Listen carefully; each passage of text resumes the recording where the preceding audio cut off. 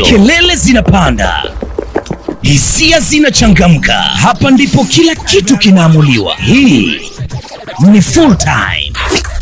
Mchezo unaanza, unapanda na mwisho wake unaamua kila kitu. Full time ya Hotpeace.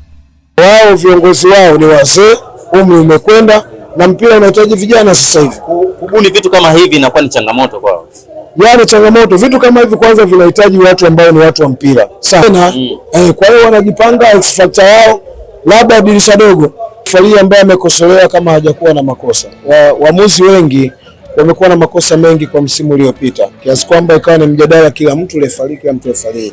Hakuna refarii ambaye hana mapungufu. Mapungufu yapo, lakini yasizidi. Akizidi tutahesabu kwamba ni dhamira, umedhamiria. Kwanza hongera kwa mchezo, na pia tumeona utambulisho wa Aziz Ki kurejea nyumbani. Wana Dar es Salaam Africans mnasema amerejea nyumbani, shemeji yetu karejea nyumbani. Hongera na mchezo na hongera kwa matokeo pia. Asante, nashukuru sana. Imekuwa ni siku nzuri, siku ya furaha kwa wananchi, kwa wanayanga wote ulimwenguni. Lakini furaha yetu hii mnasababishwa na viongozi wetu, namna ambavyo wamekuwa wabunifu, namna ambavyo wamekuwa wana matukio mengi sana ambayo yanakuwa na faida na timu yetu.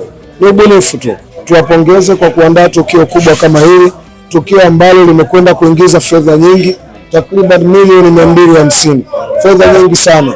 Na yote hii ni kwa sababu ya kuwa na idara yenye ubunifu, viongozi wenye ubunifu wanaendelea kutoa darasa kwa timu zingine. Nini wanatakiwa wafanye?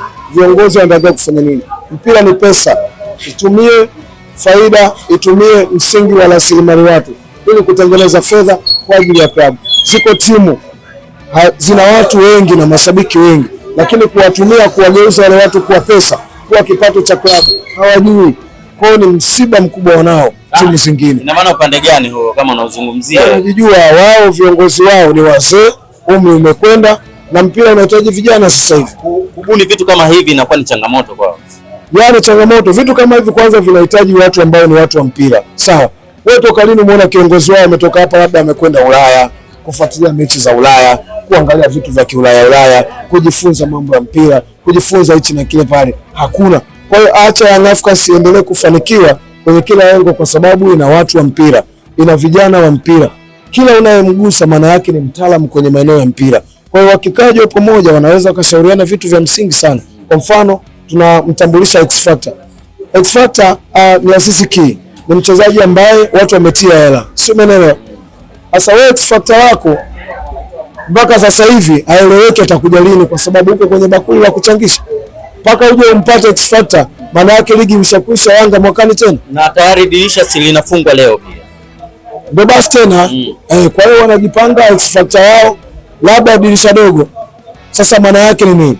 Kwa hiyo mwisho wa siku tunashukuru kwa matukio haya mazuri, matukio ambayo yametuheshimisha, matukio ambayo yamefanya full house, watu wameitika. Kiingilio kwa shilingi 2000. Naamini hata wangeweka shilingi 5000. Bado kwa jinsi ambavyo wanachama wanaipenda timu yao, wangeendelea kujaa tu kama kawaida. Na tumemwona Aziz Ki, mmoja kati ya wachezaji ambao tulikuwa tunawahitaji. Namba 10 tuliyokuwa nayo ni namba 10 mzuri, lakini ilikuwa haina uwezo mzuri na mkubwa zaidi kama Kiazizi Stefan. Ukitazama kipindi cha kwanza ni kama mlisua hivi kuweza kutokuscore, na ukitazama mmekuja kuscore kipindi cha pili. Tukianzia hapo, labda ubora na Mungu liko wapi, na nyinyi ni kikosi ambacho ni kipana zaidi pia? Kwanza tuwapongeze na Mungu, tuwapongeze. Kwa nini? Kwa sababu wana mwalimu mkubwa, wana mwalimu mzuri. Mgunda ni mwalimu mzuri, hakuna sifahamu ubora wa Mgunda. Mgunda anatambua kwamba Young Africans ina mastrika, ina maforward, ina washambuliaji wazuri sana na hatari. Alichokifanya mchezo unaanza, yeye alifanya kujilinda na kudefense na kujilinda, ili asije akaruhusu magoli, ili wasije wakaipa nafasi Young Africans kushambulia. Ndio maana naona tulikuwa tunakosa magoli.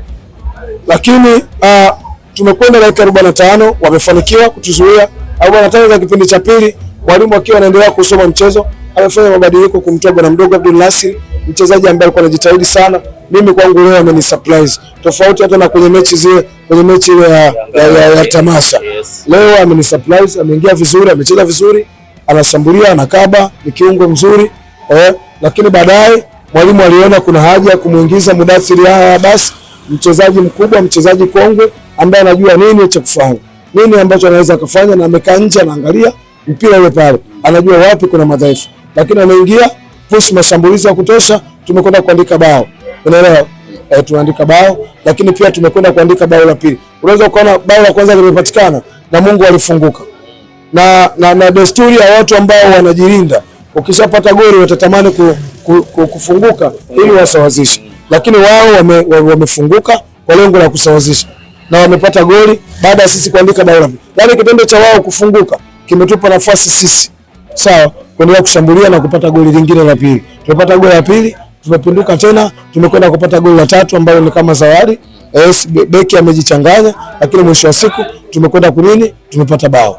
Kizinga, tukizungumzia miongoni mwa mashabiki ambao huwa unawataki sana marefari katika michezo ama maamuzi ya michezo ambayo inakuwa inachezwa 2026 25, miongoni mwa watu ambao walikuwa wanalalamika sana, akiwepo pia Katanga ambao leo kachezesha mchezo huu wa leo wa Dar es Salaam Africans dhidi ya Namungo, ulionekana pia kuwataki sana VAR, ama hii ni support ya VAR inaenda kuamua matukio ambayo huenda watu wengi wanaamini kwamba ikawa na utofauti, lakini tumeona ni kama wanaenda kusawazisha.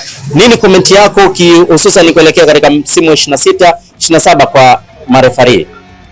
Kwanza hakuna refari ambaye amekosolewa kama hajakuwa na makosa. Waamuzi wengi wamekuwa na makosa mengi kwa msimu uliopita, kiasi kwamba ikawa ni mjadala, kila mtu refari. Hakuna refari ambaye ana mapungufu. Mapungufu yapo, lakini yasizidi. Akizidi tutahesabu kwamba ni dhamira, umedhamiria.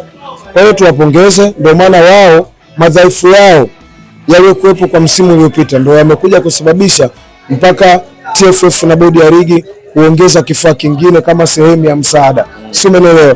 Kwa hiyo tuwapongeze sana, waendelee kufanya. Kama waamuzi watafanya kama wanavyofanya, mimi naamini mpaka kufikia mwisho wa ligi meruzi kelele za marefari zitapungua sana. Kwa maana hii imekuja kusaidia pia. Imesaidia, tunaona vile imesaidia. Yaani sio kidogo, imesaidia kweli. Sababu unaweza ukaona, lakini kitu ambacho naweza nikazungumzia kitu kingine. Tuambie tu kwamba Azam Media waongeze, kitu ambacho tunawaambia Azam Media waongeze kamera. Sababu ukiangalia goli aliyofunga Sasaman ni goli ambalo ukiangalia upande ule tumetumia kamera moja tu kuangalia tukio la Sasaman. Lakini kama tungekuwa tuna msaada wa kamera zingine kwa kutokea kule pembeni kule, pembe zote mbili zina kamera, na kutumia kamera ya kati ambayo ni kamera kubwa, tungepata faida kubwa sana, na wala isingechukua muda sana waamuzi kukaa kwenye screen ile kuangalia. Ingechukua muda mfupi tu, kwa sababu inaonyesha kwamba huyu kwenye kamera ya kushoto na kulia, ambapo ni pembe zile zote zinaonyesha kwenye mstari. Tunaangalia hata Ulaya mtu akiwa ni offside, ikipigwa hata ule mstari unaona kabisa kamera ya pembe ya kulia na pembe ya kushoto inakuonyesha huyu ametokea wapi, umeelewa, na mstari unachora pale unaona. Lakini ile pale inaonyesha tu watu ni wengi wamerundikana kwenye eneo lile, hatujui kwamba offside imetokea wapi. Kwa mwisho wa siku waongeze kamera kwa msaada zaidi, tuendelee kuangalia na kufaidi na kuendelea kuondoa ile adha ya marefari. Bana, nikushukuru sana bana Kizinga. Asante sana. Dakika 90 zinapofika mwisho, kelele zinapanda, hisia zinachangamka. Hapa ndipo kila kitu kinaamuliwa. Hii ni full time. Mchezo unaanza, unapanda na mwisho wake unaamua kila kitu. Full time ya Hot Peas.